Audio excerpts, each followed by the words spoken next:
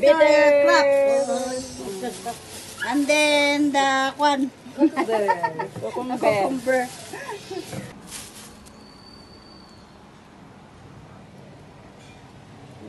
Crop ko na naman yun.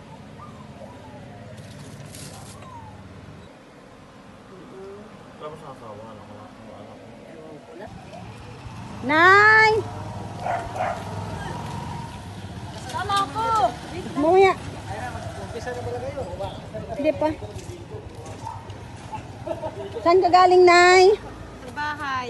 Sa bahay? Nangangalakal ka? Oo. Kanina ka pa? Ako. Di ba nakausap kita nung nakaraan yung about kay Sir Martin? Kay Sir Martin, Gary Martin. So ito na po, pinadalhan niya na ako pang grocery para meron kayong mga pamasko. Para sa Pasko. Pamasko para sa Pasko.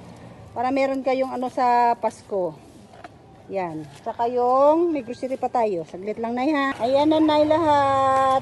Ako. Thank you. Bigas, 10 kilo, tsaka grocery, tsaka yung gulay at prutas so that you are healthy. Ano po masasabi nyo kay Sir Martin? Sir Martin, salamat sa pamaskong bigay mo sa amin. Yun lang. Thank you. Oh. Sige po, maraming salamat din, Nanay. Mag-ingat ka po.